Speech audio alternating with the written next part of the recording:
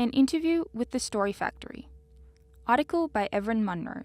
Audio transcript by Zephyrus Croft. With the LitSoc Readathon quickly coming up at the end of this month, any new members, including multiple new execs, were very curious about the charity we're supporting and what exactly they were all about. Our day was spent fielding questions and awkwardly admitting, "Oh, well, this is my first Readathon too, so I'm not really sure," whenever someone asked me questions about the specifics of what would be happening on the day, or even what the charity was called. My brain is horrible at remembering details. Luckily, Story Factory, the group we're supporting for Readathon, were very keen on helping us out, providing us with any information we might need. So, we at the publications team came up with 5 questions that we thought any curious new LitSoc members may have. And Story Factory's lovely staff provided us with some amazing and informative answers. Whether you're a first-time Readathon participant or a certified LitSoc veteran, we hope this answers any lingering questions you might have about the Readathon and Story Factory. Question 1. How would you describe Story Factory's primary mission statement? Story Factory's mission is to enrich the lives of marginalized young people aged 7 to 17 through creative writing and storytelling. Second question.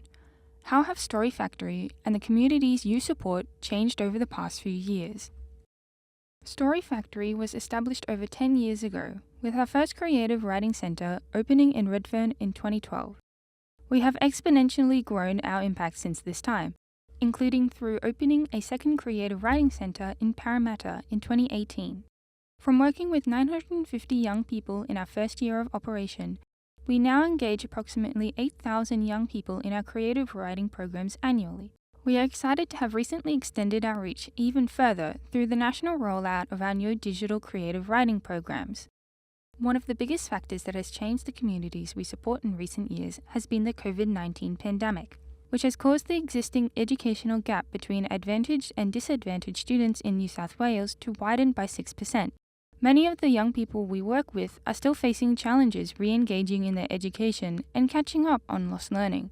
As a result, there is now more demand than ever before for our creative writing programs, which help young people to develop vital skills and bridge learning gaps in a safe, fun, and supportive environment. Next question. What kind of stories are the kids working on? Do you have any fun anecdotes from the workshops you want to share? We are running a whole bunch of fun and exciting creative writing workshops this term, with students writing stories about themes as broad as journeying into the galaxy, spooky campfire stories, epic odysseys through the Australian outback, and reuniting spirits with their lost memories. One of the programs kids have really engaged in recently is our Creating Cryptids program, in which students learn about cryptids, mythological creatures around the world, such as the Loch Ness Monster and the Bunyip, and play the part of an acclaimed cryptozoologist as they discover a never-before-seen cryptid. It is always a highlight of our workshops to watch young people's imaginations come to life as they write their stories, and really start to see the value of their own voice. We had a lot of fun working with the young people at Roos Public School as they created their own cryptids, and wrote imaginative stories like the one below. Quote, "This is the story of how I nearly had proof undeniable of the existence of cryptids. Settle in for the thrilling tale of the one that got away, my account of the almost capture of the toilet ghost. I was determined to get this toilet paper wrapped ghost. I sneaked in. There were 2 stalls. Left, I guessed. I was right. I saw its badly drawn hand come out from behind the stall door and push it open. I dabbed with excitement. I jumped with my net to try and capture it, but it grabbed my head and stuffed my arms and legs into the toilet. Oh, I don't think this went to plan. Whoosh! It flushed me. Yeah, this definitely didn't go to plan. Also, I'm still in the water. Please help me! Computer turns off." End quote. Question 4. We understand that even the smallest donations can make a big difference, so would you be able to explain how $5 would be broken down after it's donated? You're absolutely right that even small donations make a big difference, and every dollar counts. It's a bit hard to break down $5 exactly, but if even 5 people give $5, we would be able to provide young people in our programs with colourful, creative workshop materials. If 11 people gave $5, this would be enough to support a student to participate in one of our term-long creative writing workshops, a huge impact from a number of small donations. Final question. On your website, you mentioned the support you provide to Indigenous communities. Could you explain some more about the support you give them? Do you have any anecdotes from the Indigenous people who participated in the programs you'd be able to share? A commitment to authentic engagement with Indigenous communities and amplification of young Indigenous voices is core to Story Factory's work. Since opening in 2012, we have worked with over 8,000 Aboriginal and/or Torres Strait Islander young people, making up 16% of our total student enrollments. Last term, we delivered programs at Redfern Jarjum College, a small local Aboriginal and Torres Strait Islander primary school we have worked with for many years now. Our storyteller, Russell Smith, proud descendant of the Ngarrindjeri people, worked with 2 classes at the school, delivering our term-long Inside-Outside and Robot Companions programs.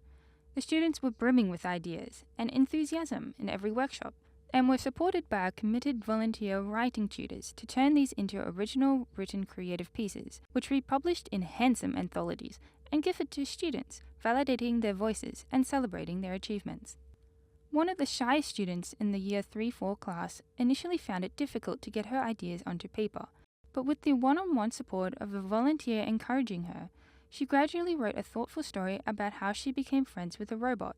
By the final workshop, she proudly read her story out to her class, showing a huge increase in confidence and learning engagement. An extract of the story can be found below.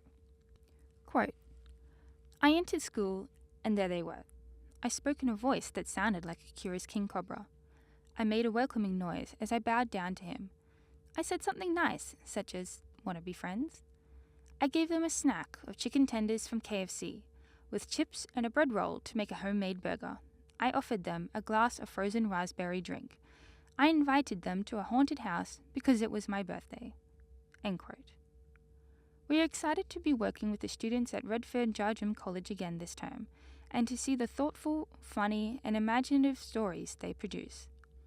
For any extra information on Story Factory, check out their website at www.storyfactory.org.au and sign up for the Readathon today.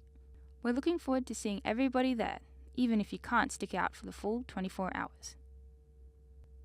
End transcript.